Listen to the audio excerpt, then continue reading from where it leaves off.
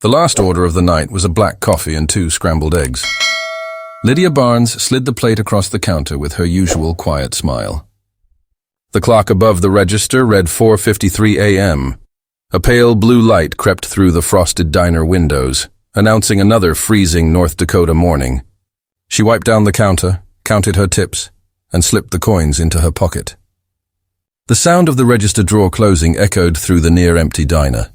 She waved at the cook, a man who had already begun stacking pans for the morning shift. Lydia stepped outside, pulling her thin coat tighter around her shoulders. The air was bitter, the kind that burned the lungs. Her breath rose in white clouds as she crossed the small gravel lot toward her car, an aging blue sedan that had seen too many winters. She turned the key once. Nothing. She tried again. The engine coughed, sputtered, then went silent. For a moment she sat there, staring at the dashboard. The lights flickered weakly, then faded. Lydia stepped out, her boots sinking into the snow. She looked down the long, empty road. Not a single car passed. The only sound was the wind against the metal sign that read, Midway Diner. A few minutes later, the cook noticed that the lights from the parking lot had gone out. He assumed Lydia had left. She always did. Nothing about that morning seemed different. But by the time the sun rose, Lydia Barnes had vanished. When the day shift waitress arrived at 6 a.m., she found the diner quiet. The coffee pot was still half full. 2 cups sat on the counter, one used, one untouched. Lydia's apron hung neatly on the wall hook. Her coat, however, was missing. The cook assumed she had walked home, but by 8 a.m., a phone call from Lydia's landlord told another story. Her bed was untouched, her apartment empty. By noon, the local sheriff's office received a missing person report. Deputy Russ Carver was first on the scene. He found Lydia's car still parked by the diner, half buried in snow. The driver's door was unlocked. Her purse sat on the passenger seat, open but undisturbed. Inside were her wallet, lipstick, and folded receipts from the diner. The keys were still in the ignition. The deputy crouched beside the car, examining the snow around it. There were footprints, small ones leading from the driver's side to the back of the car, and then nothing. The snow beyond was smooth, untouched by tire or step. It was as if she had disappeared into thin air. Carver radioed for backup. Soon Sheriff Don Heller arrived with 2 patrol units. They began canvassing the roadside, walking the ditch lines, calling Lydia's name into the wind. The temperature dropped fast as daylight faded. By evening, the sheriff called off the search for the night. In a town of barely 2,000 people, word spread quickly. By the next morning, every local knew that Lydia Barnes, the quiet waitress who served coffee to truck drivers and farmers alike, had not made it home. Some believed she had left voluntarily. Others whispered darker theories. At the diner, her co-workers tried to recall anything unusual from that night. One mentioned a man sitting alone in a corner booth just before closing. He had ordered nothing but coffee and left without a word. No one had seen him before. No one saw where he went. The sheriff ordered roadblocks on the nearby highways and questioned passing drivers. Nothing. No witnesses, no signs of struggle, and no trace of where Lydia might have gone. The snow had already erased most of the footprints. By the 3rd day, the search area expanded to nearby fields and frozen streams. Volunteers joined, combing through knee-high drifts with flashlights and poles. Each hour that passed made the chances of finding Lydia alive smaller. As night fell on the 4th day, the wind carried the low hum of police radios and the crunch of boots over snow.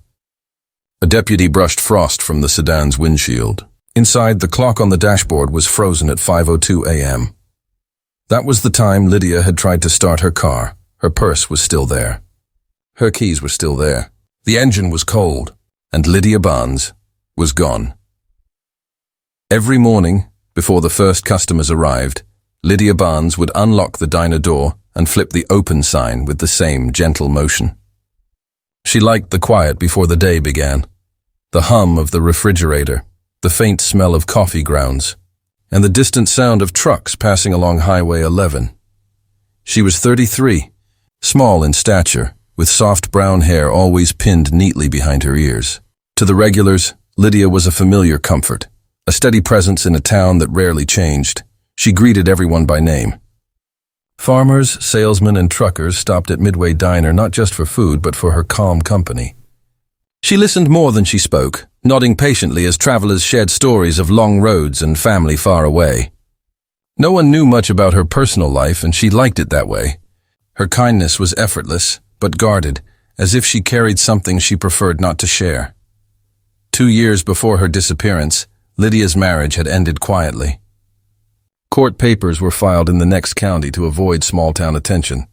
The divorce left her with little: an old car, a modest apartment above a hardware store, and a schedule full of double shifts. She did not complain. She paid her rent on time, kept her few belongings neatly arranged, and spent evenings reading paperbacks under a flickering lamp. Her co-workers often said she never seemed lonely, though she rarely went out. She saved small things: a pressed flower between book pages, postcards from customers who promised to stop by again, receipts folded with care. Lydia had learned how to build her world from quiet details. She lived simply, never asking for help. Still, those close to her noticed moments of distance. Some nights after closing, she would sit at the counter long after the lights were dimmed, stirring cold coffee. When asked if she was all right, she would smile and change the subject. The truth was, money was tight. Her car needed repairs she could not afford, and her shifts barely covered expenses. Yet she never missed work. To most people, Lydia's life seemed uneventful, a gentle rhythm of serving, listening, and surviving. But beneath that surface, something had begun to trouble her in the weeks before she vanished. Her landlord later told investigators that she had started locking her apartment door twice and checking the hallway window before bed. A co-worker remembered Lydia receiving several phone calls during her shifts, short conversations that left her pale and distracted. She never explained who was calling. On the night before she disappeared, she left the diner after another long shift. The cook remembered her standing by the phone, staring at it for a moment before hanging up and leaving. No one thought much of it then. It was only after her disappearance that detectives would trace that final call. The number had no name, no record, and no traceable origin. It came from an anonymous line that stopped ringing forever. After that night, the quiet waitress who had lived, her life behind a calm smile, had been trying to hide something, or someone who already knew where to find her. The final hours of Lydia Barnes's life unfolded with quiet precision, the kind that hides tragedy behind routine. It was March 6, 1978, a Monday. The night shift at Midway Diner began like any other. Snow had fallen since dusk, blanketing the roadside and muting the usual hum of trucks that rolled through the small North Dakota town. Lydia arrived just before 9 p.m., her hair tucked under a wool cap, her apron folded neatly in her purse. She hung her coat, tied her apron, and began refilling the coffee urns. Customers were scarce that night. A few regulars stopped in before midnight: a local farmer on his way home, a pair of truck drivers waiting out the storm, and a man who sat in the corner booth near the window. He wore a brown jacket and kept his cap low over his eyes. He ordered coffee and nothing else. Lydia served him twice. He left $1 on the counter and walked out just before closing. By 4:30 a.m., the cook, Ray Holden, started cleaning the grill. Lydia counted the till, noted the total in the logbook, and emptied the trash. She chatted briefly with Ray about the snow still falling outside. At 4:55 a.m., she removed her apron, took her purse, and said she would see him later that evening. Ray watched her step outside into the freezing wind and walk toward her car. That was the last confirmed sighting of Lydia Barnes alive. When Ray returned inside, he saw her car lights flicker once, then go dark. He assumed she was driving off and thought no more of it. By 6 a.m., the morning waitress arrived, surprised to see the coffee pot still warm and the lights left on. She assumed Lydia had forgotten to turn them off, something she rarely did. By 8 a.m., Lydia's landlord noticed her absence. She always dropped by before work to pay her rent for the week. That morning she did not appear. By 11 a.m., after failing to reach her by phone, the landlord walked to the diner and spoke with Ray. Concern turned quickly to unease. At 1:40 p.m., Deputy Russ Carver from the Walsh County Sheriff's Department was dispatched to check the roadside. He found Lydia's blue sedan less than a mile from the diner, pulled slightly to the shoulder of Route 11. The car was half buried in snow, its doors unlocked, the keys still in the ignition. The driver's seat was pushed forward, suggesting Lydia had been driving. The glove compartment was open, but nothing was missing. Her purse lay on the passenger seat, containing her wallet, cash, and driver's license. Carver walked around the vehicle, squinting against the glare of the sun on snow. There were small footprints leading away from the driver's side. Then they stopped abruptly a few feet behind the car. Beyond that, untouched snow stretched into the fields.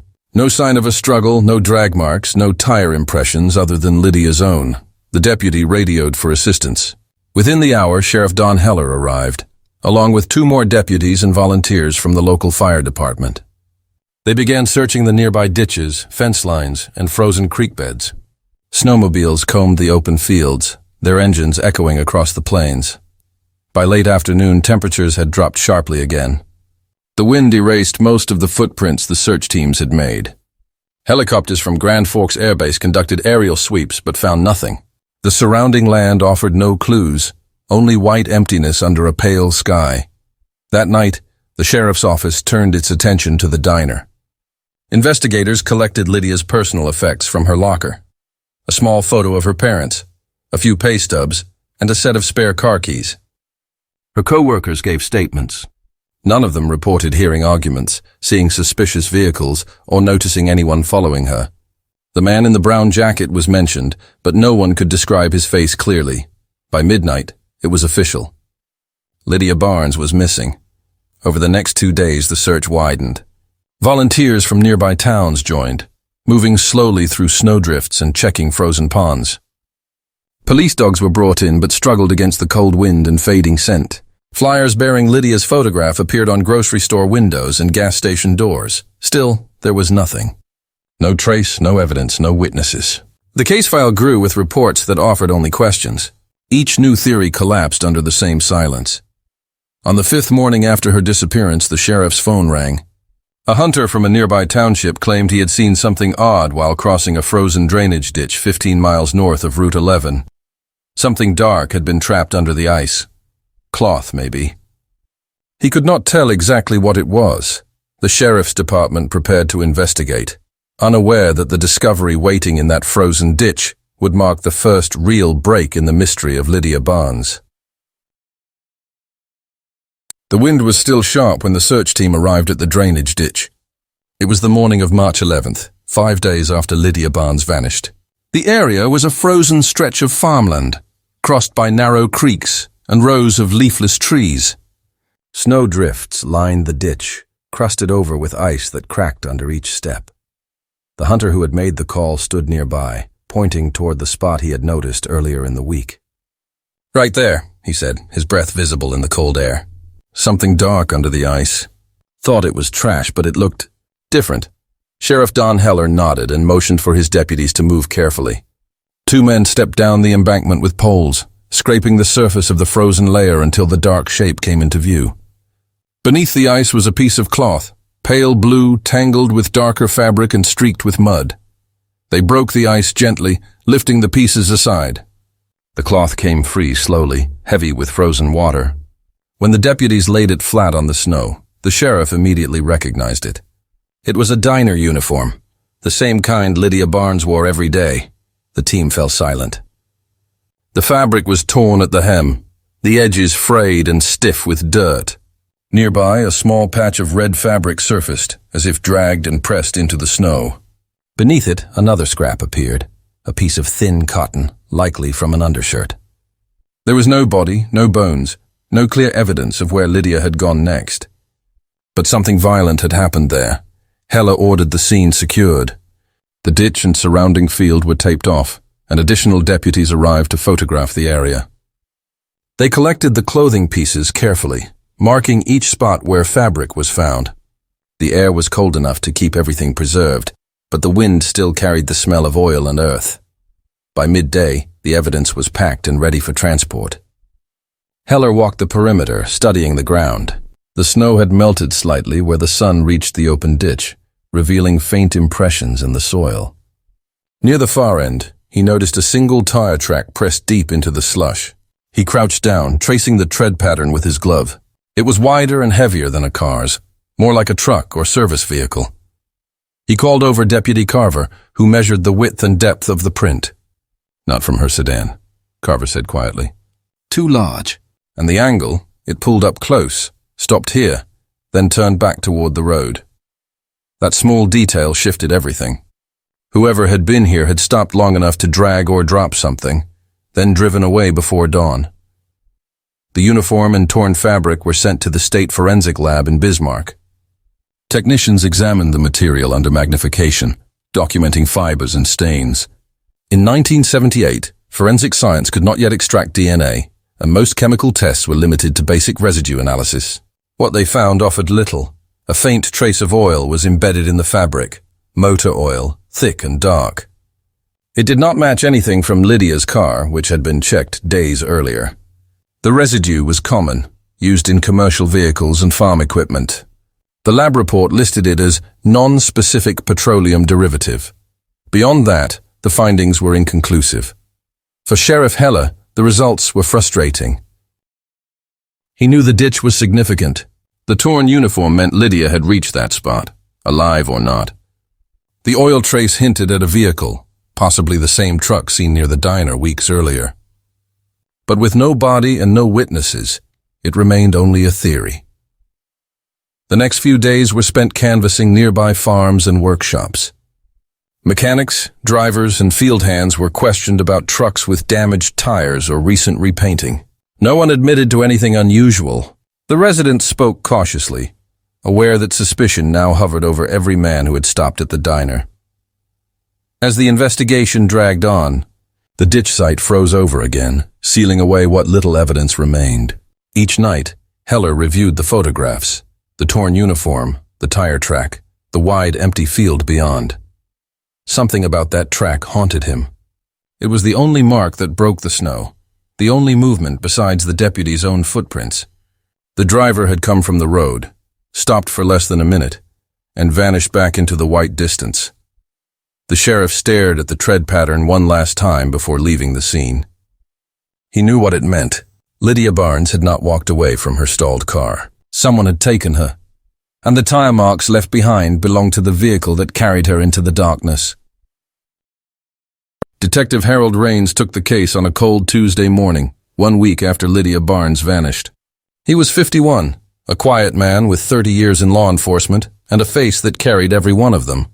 His office was small, his desk cluttered with files from other unfinished cases, thefts, runaway reports, and one unsolved assault from the previous year. But the Barnes disappearance was different. The silence around it was too clean, too absolute. Raines drove out to the diner first. The building stood by the roadside like a frozen snapshot of routine, neon sign dim, curtains half drawn, and a help wanted note taped in the window. Inside, the smell of old grease and burnt coffee lingered.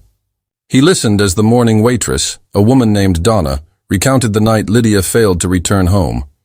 She spoke softly, glancing often at the empty stool behind the counter. She was nervous lately, Donna said. Jumped at noises. Kept checking the phone. I thought maybe she had money trouble again, but she never said.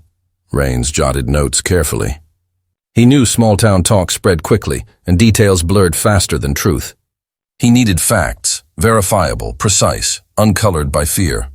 The uniform and tire track found in the ditch were now in the evidence locker, waiting for analysis. The case had already reached the local paper. Headlines used the word vanished as if Lydia had simply evaporated. The detective's next stop was Lydia's apartment above the hardware store. It was neat, almost too neat. Bed made, books stacked in order, dishes washed and dried. Nothing was out of place. The only sign of recent activity was the phone on the small kitchen counter. Its cord was twisted, the receiver slightly off the hook. Raines requested the phone company's logs, hoping to trace any unusual calls. He knew that in 1978, records were handwritten and slow to retrieve. Still, he waited. When the report arrived 2 days later, one number repeated several times over the past month. Calls made late at night, always within an hour after Lydia's shift ended. The number belonged to Peterson's Auto and Repair, a small garage on the edge of town. Before visiting the garage, Raines worked through the most obvious suspects. Lydia's ex-husband, Michael Barnes, lived 2 counties away and worked in construction. He came willingly for questioning, a weary man who seemed more defeated than dangerous. "We ended things clean," he told Raines. "I have not seen her since the divorce." His alibi checked out. He had been at a job site out of state when Lydia disappeared. Then came the regulars, the truckers, the farmers, the late-night customers who passed through the diner. Most were cooperative, though none could offer useful information. Some remembered seeing Lydia talk to a man near the payphone a week before she vanished. Others said they noticed a dark pickup parked across the road more than once that month. No one remembered a license plate. As Raines pieced together the fragments, a pattern began to form. Lydia had been growing uneasy long before that final night. The anonymous calls, the way she had double-locked her apartment, the nervous glances at closing time. It all pointed toward someone who had frightened her but stayed just out of reach. The following morning, he drove to Peterson's Auto and Repair. The building was small, with a tin roof and faded paint that flaked under the wind. Inside, the air smelled of gasoline and cold metal. A man emerged from behind a lifted truck, tall, broad-shouldered, early 40s. His name was Dale Peterson, the owner.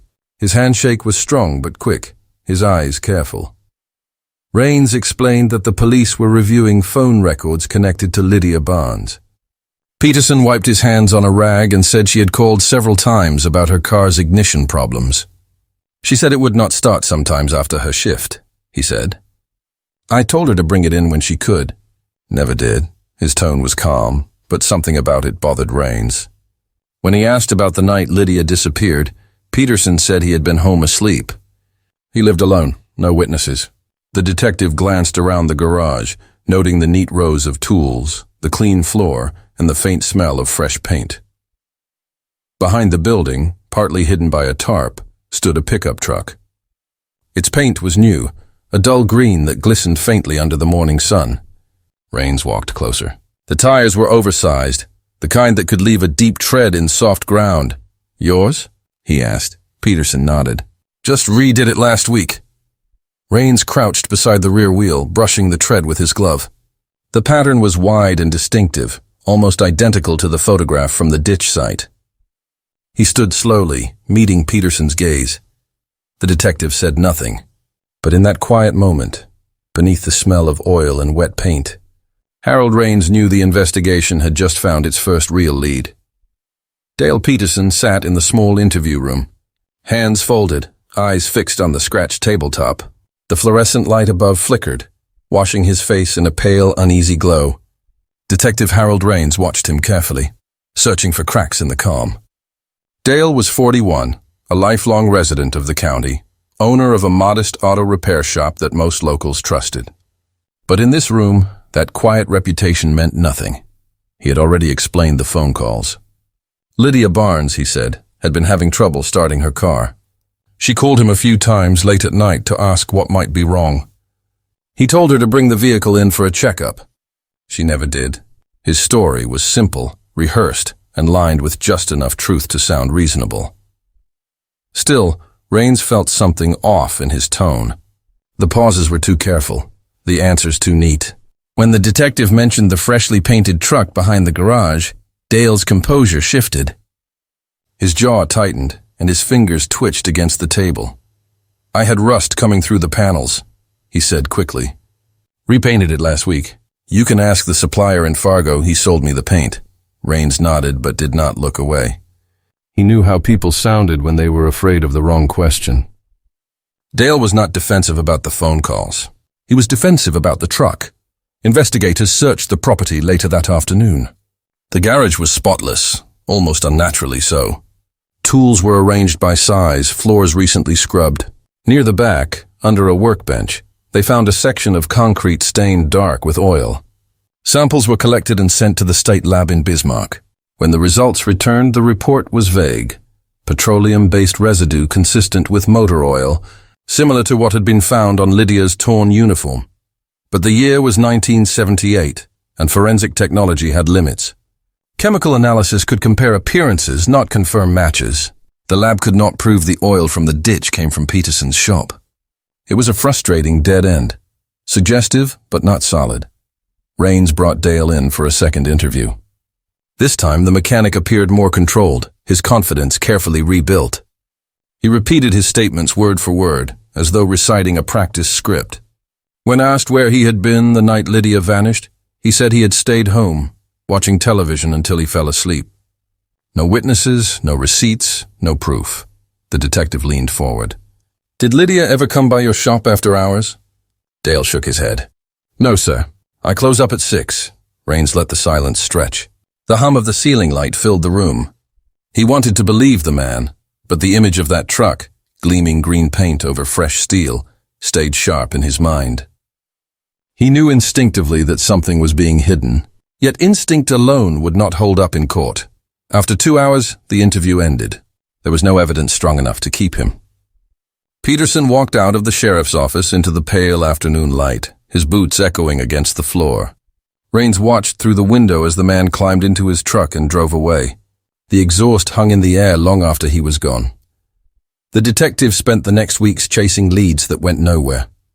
Search teams combed wooded areas beyond the ditch. Divers checked nearby ponds, and volunteers canvassed rural roads. Nothing surfaced. Lydia Barnes remained missing, and every trail ended in frost. Then, one morning in late April, a call came in from a local real estate agent. Dale Peterson had sold his garage, cash deal, no notice, and left town the same day. The shop was closed, tools cleared out, sign taken down. Rain stood outside the empty building that afternoon. The wind rattled the tin roof, carrying the faint scent of oil and dust. The man who might have held the key to Lydia's fate was gone, and with him, the first real lead had vanished into the horizon.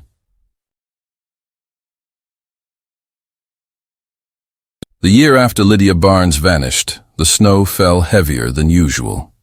It covered Route 11 in thick silence, erasing tire marks, footprints, and any trace of the life once there. The search teams stopped coming. The posters, once bright on telephone poles, faded to paper ghosts flapping weakly in the wind. The community moved forward, but the space Lydia left behind lingered like a shadow no one could step out of.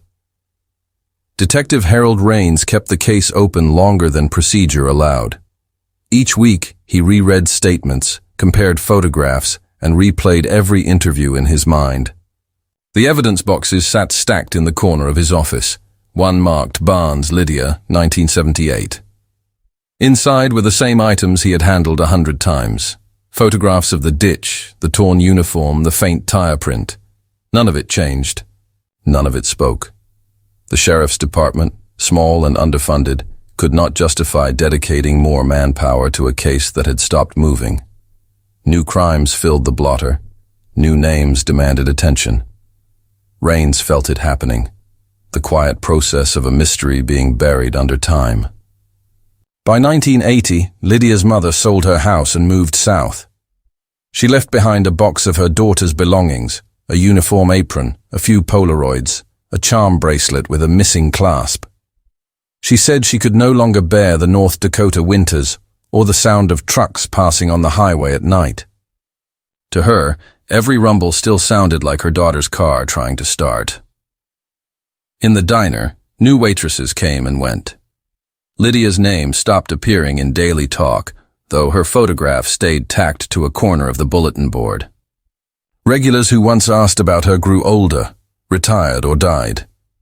The younger crowd only knew the story in fragments: the waitress who vanished in the snow, the mechanic who left town, the case no one could solve. Through the 1980s and 1990s, the file traveled from desk to desk as new detectives rotated through the department. Each promised to take a fresh look. Each discovered how little there was to find. The oil residue, the missing prints, the old statements, none offered a breakthrough. The technology of the time could not give shape to what lay buried. Occasionally, hikers or hunters stumbled across something: a scrap of fabric, a rusted keychain, a piece of jewelry dulled by decades of rain. Each find stirred momentary hope, but none matched Lydia. They became reminders instead of answers. Detective Rains retired in 1998, his hair now grey, his face marked with the years of cases he never closed. Yet Lydia's file never left his desk. He kept it in his home office, beneath a lamp that stayed on deep into the night. Sometimes he would open it without reason, flipping through the pages until his eyes stopped at her photograph. A young woman smiling faintly, unaware that history would remember her for her disappearance. The seasons turned again. Snow fell, melted, and fell once more. The town around Route 11 changed, but the ditch where the search had ended stayed the same, frozen in memory, untouched except by passing deer and wind-blown leaves. By 2005, few residents even recognized Lydia's name. The sheriff's department had digitized most old files, and the Barnes case sat deep in an archive labeled cold, unresolved. It might have stayed there forever, sealed by the limits of 1970s investigation, if not for the quiet evolution of science. In 2008, the North Dakota State Cold Case Unit began revisiting decades-old files across the state. Forensic technology had advanced beyond what anyone in Rains's era could have imagined.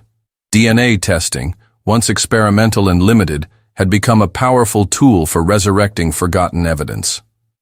One spring morning, a new analyst named Claire Donnelly sifted through archived case lists. Her eyes paused on a name she had never heard before: Barnes Lydia, missing person, 1978. She clicked the file open. Inside were scans of old reports, photographs of the ditch, and lab notes mentioning faint oil residue, fabric tears, and trace material retained. It was that last word, retained, that caught her attention. Most 1970s evidence had long been destroyed or degraded, but Lydia's case file noted that a fragment of her uniform and a small evidence envelope of debris had been preserved in cold storage due to unknown potential value. Donnelly requested it for review. The bag arrived within days, sealed and brittle from time. Inside were 2 strands of hair caught in a thread of fabric. Meanwhile, hundreds of miles away, Harold Rains sat in his quiet home, the case file still resting where it always had. He had not opened it in years. He no longer expected answers. To him, Lydia's disappearance had become a scar in the landscape of his memory, permanent, unmoving, and unsolved.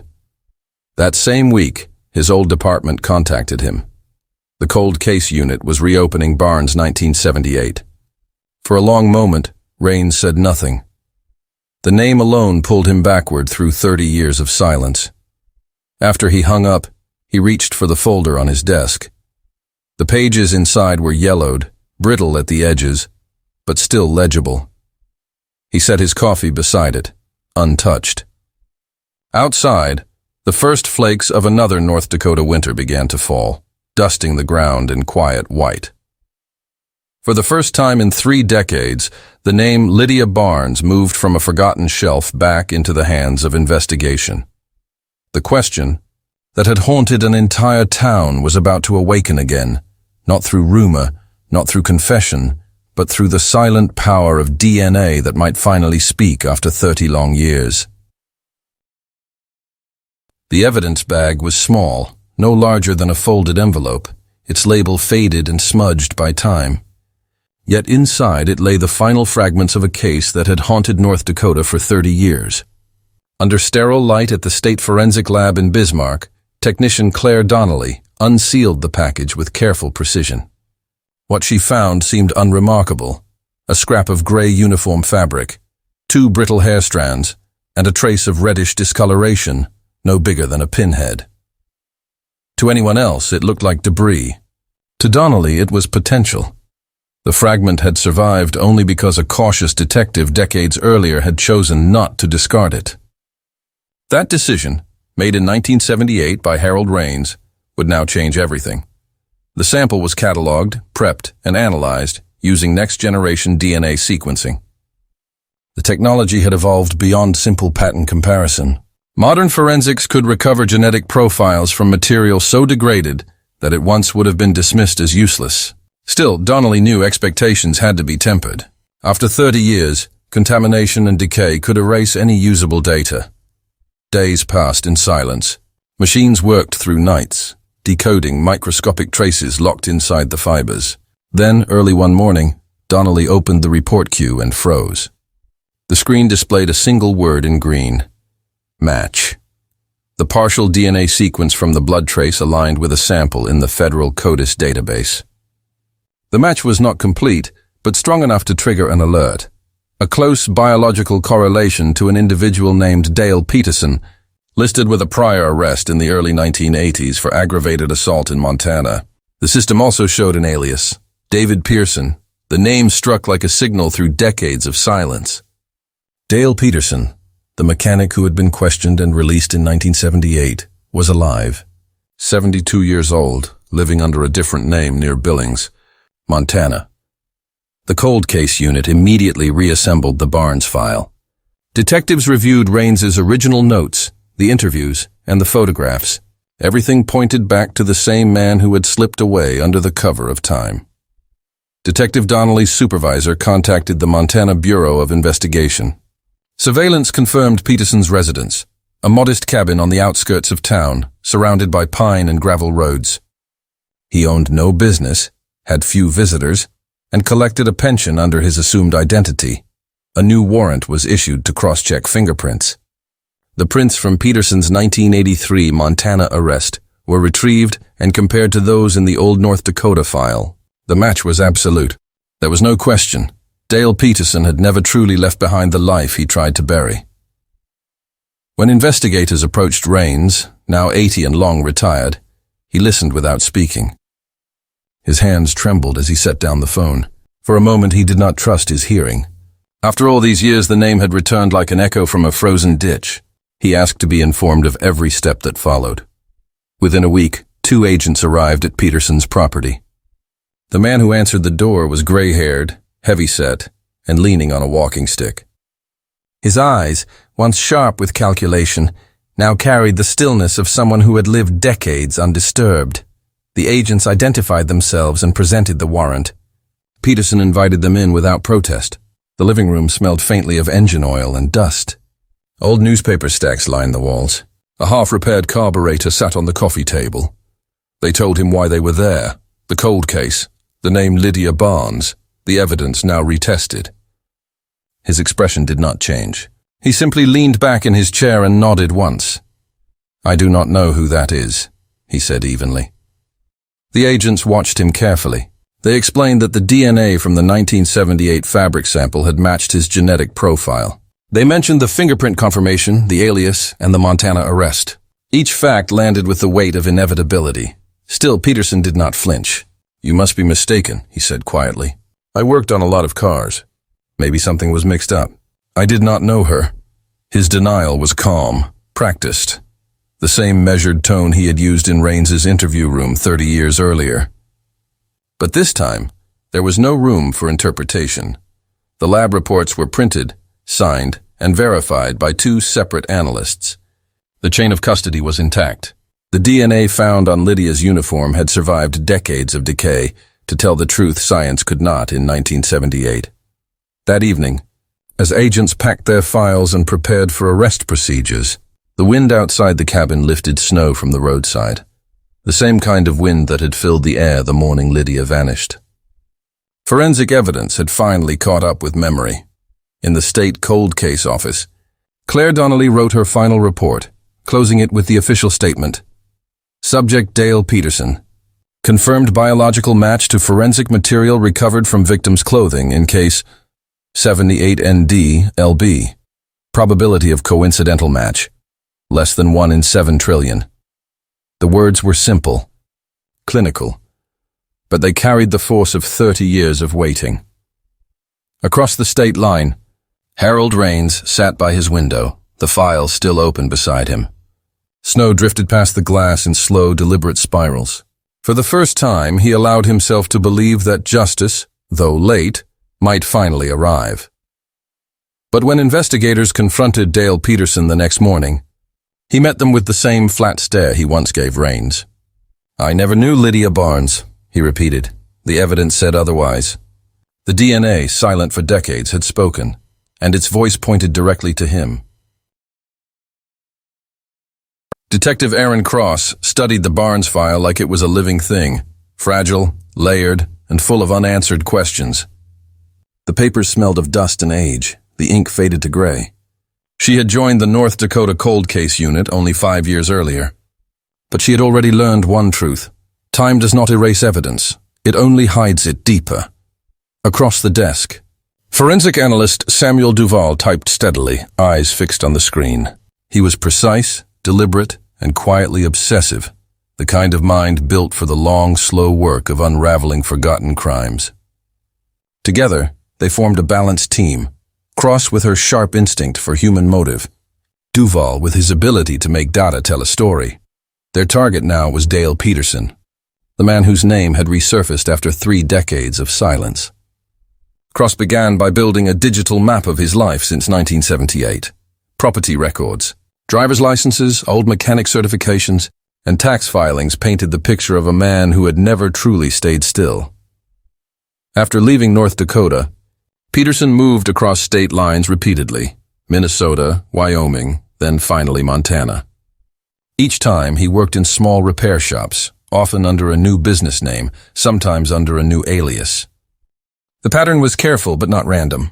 He stayed just long enough to blend in, then vanished again. Duval uncovered a troubling pattern beneath the paperwork. In 1981, a police report from Sheridan, Wyoming described an assault behind a roadside cafe. The victim, a 28-year-old waitress, survived but refused to identify her attacker. The report mentioned a vehicle seen leaving the area, a green pickup truck with North Dakota plates. The plate number was incomplete, but the partial match aligned with Peterson's old registration. 2 years later, in Billings, Montana, another record appeared, this time an arrest for aggravated assault following a bar fight. The charges were dropped after the victim declined to testify, but fingerprints taken during booking confirmed it was Peterson. His name disappeared again soon after. Cross and Duval pieced together his path with forensic precision. Each relocation followed a disturbance, a complaint, an accusation, a rumor. He never stayed anywhere long enough for the truth to settle. The picture forming in front of them was not of a man who made one mistake in youth, but of someone who had learned how to disappear in plain sight. Duval compared the Wyoming case file to Lydia's. Both victims were waitresses. Both attacked after late shifts. Both connected to remote highways. The pattern felt deliberate. Not coincidence, but habit. Cross took the findings to her supervisor, requesting a deeper search of Peterson's Montana property before his formal interrogation. The warrant expanded to include a full forensic sweep of his home, workshop, and storage areas. 2 days later, agents combed through the cabin. The space was cluttered with decades of mechanical parts, toolboxes, and stacks of old magazines. Nothing about it appeared incriminating at first. But in the back room, inside a cardboard box filled with personal papers, Cross found something that stopped her breath. It was an old photograph, faded, creased, but unmistakable. It showed the front of Randy's Diner, the same small-town cafe where Lydia Barnes had worked her final shift in 1978. The sign above the door was still visible. Snow piled at its base. Cross turned the photo over. On the back, in neat handwriting, were 2 words. Early March. No year. No explanation. She stared at it for a long time. The sound of the Montana wind pressing against the windows. There, in a stranger's home, hundreds of miles from where Lydia vanished, lay proof that Peterson had once stood outside her diner. Proof that tied him not just to her disappearance, but to the exact place where her final night began. The morning air in rural Montana was still and sharp, the kind of cold that carried sound for miles. Just after sunrise, 2 unmarked vehicles rolled quietly down the gravel road leading to Dale Peterson's cabin. Their tires crunched against frost-hardened earth. Inside the lead car, Detective Aaron Cross sat in silence, reviewing the arrest warrant one final time. 31 years of waiting had come to this. Peterson stepped outside moments later, unaware of the convoy approaching. He wore a heavy coat, hands tucked into his pockets, moving slowly toward his old pickup parked beside the shed. The air smelled faintly of oil and pine. He did not see the figures emerging from the trees until they were only yards away. "Dale Peterson," Cross called, her voice steady, clear in the cold. "You are under arrest for the murder of Lydia Barnes." The man froze. For a heartbeat, nothing moved. Not the wind, not the clouds above, not the man whose past had finally caught him. Then he turned slowly, his face blank, eyes hidden beneath the brim of his cap. He did not argue. He did not speak. The local sheriff, a quiet witness to the moment, watched as Cross and her partner placed cuffs around Peterson's wrists. The metal clicked softly, final and deliberate. A man who had lived unnoticed for decades now stood at the center of the one mystery North Dakota had never forgotten. Neighbors watched from a distance, drawn by the movement of police vehicles on the narrow road. A few recognized him. To them, he was the polite mechanic who offered roadside help, who fixed flat tires and waved as they passed. None could reconcile that image with the man now being led into custody. Inside the cabin, investigators cataloged evidence. They photographed the rooms, the workshop, and the small box containing the old photograph of Randy's diner. It was placed carefully into an evidence bag, its creased surface holding the faintest fingerprint smudge. On the kitchen table they found neatly stacked mail, tax records under the name David Pearson, and a small keyring shaped like a truck wrench.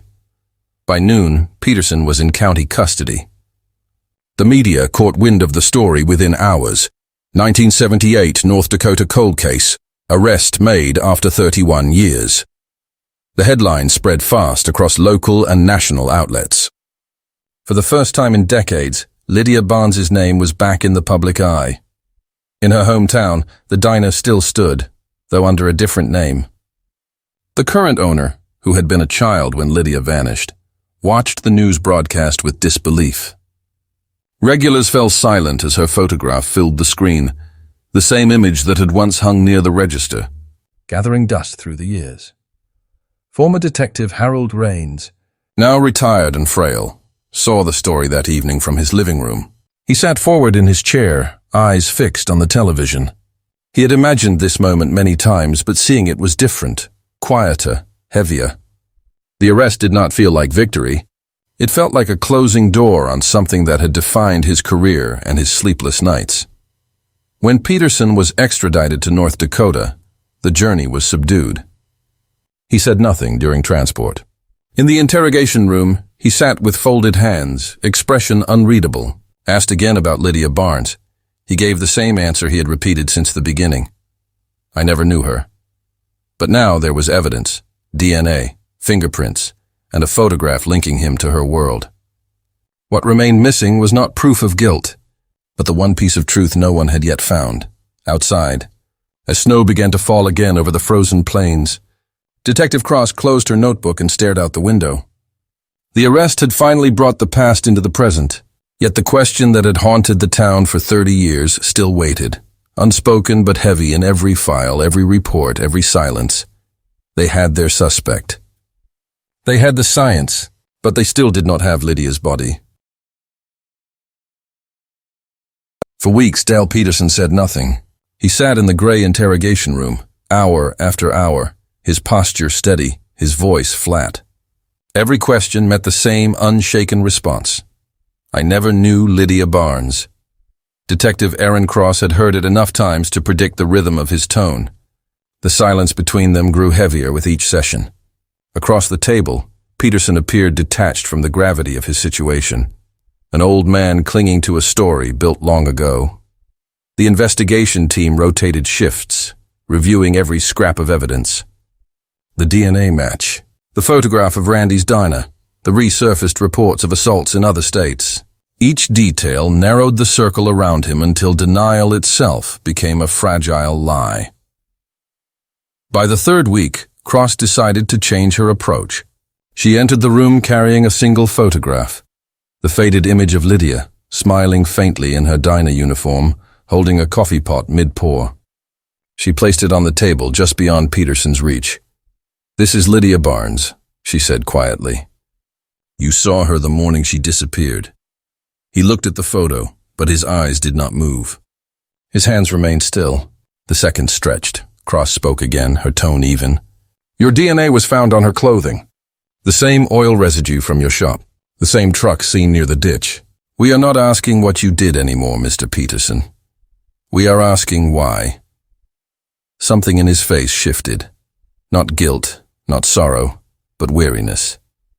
He exhaled through his nose, eyes lowering to the tabletop.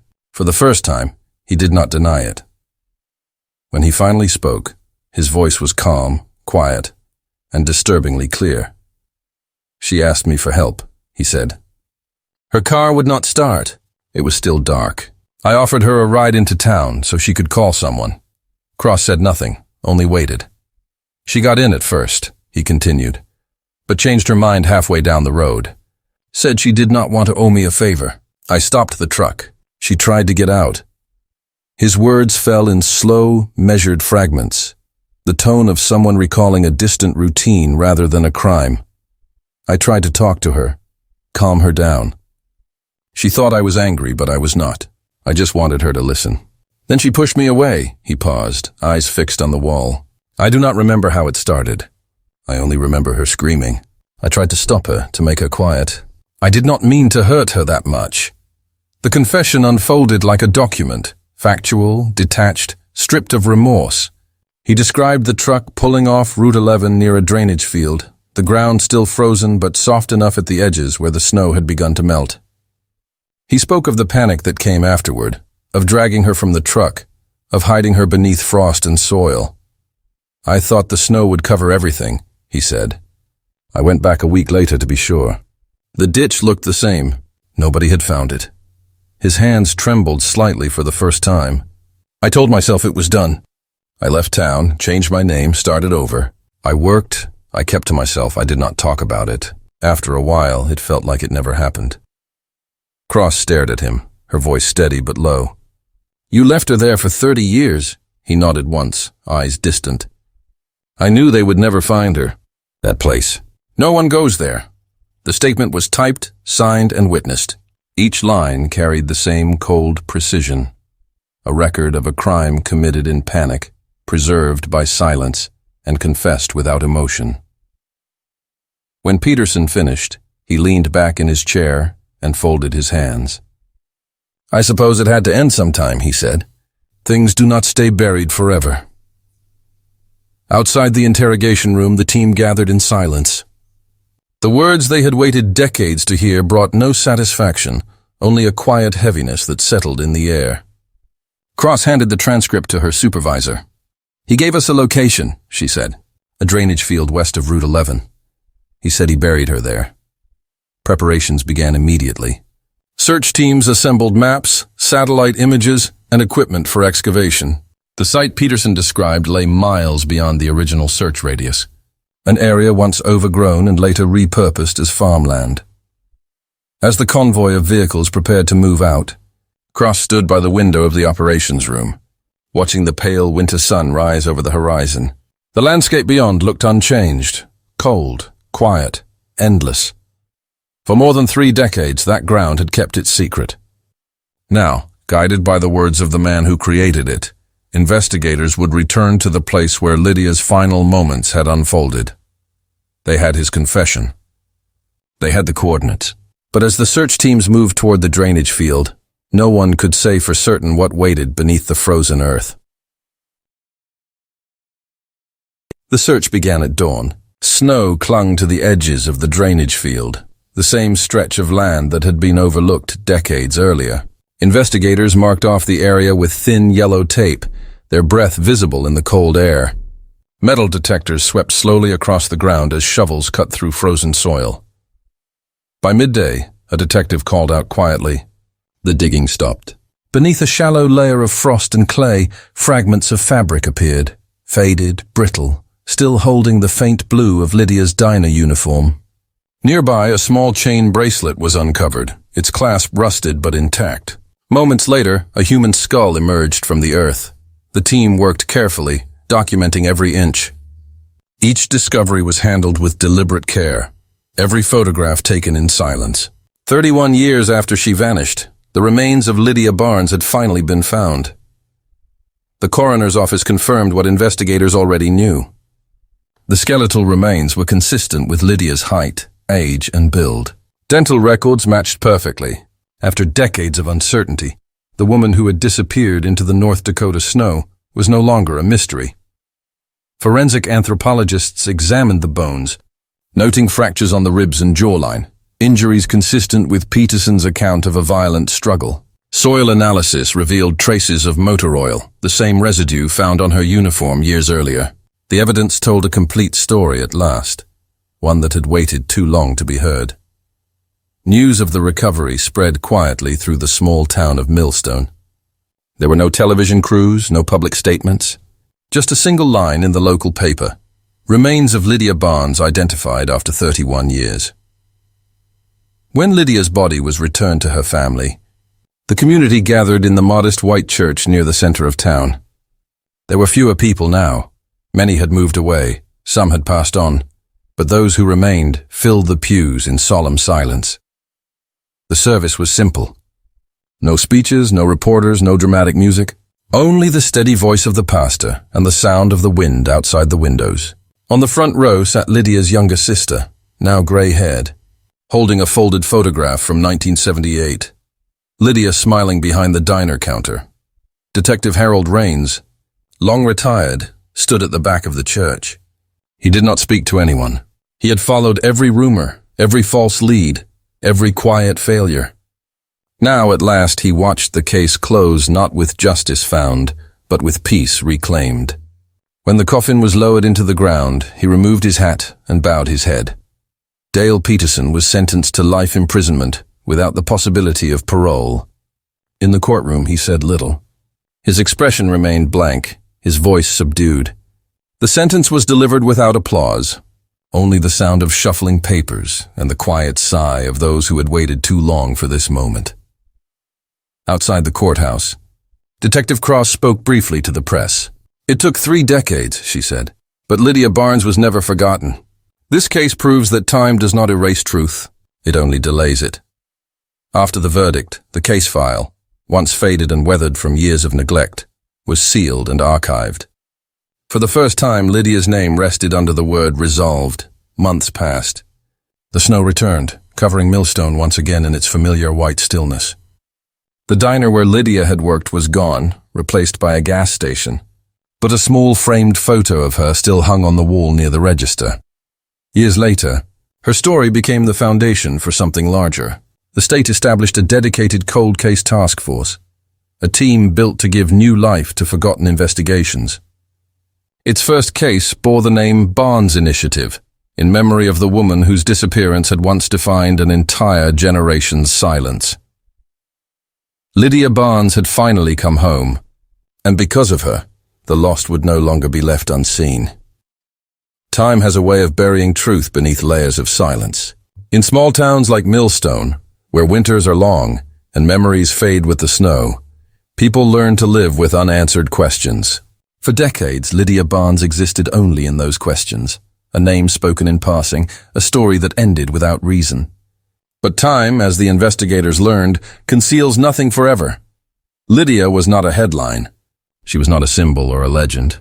She was an ordinary woman who worked long nights serving coffee and conversation to strangers. Her life was simple, quiet, and familiar. Yet it was that simplicity that made her disappearance so haunting. She could have been anyone. She was everyone.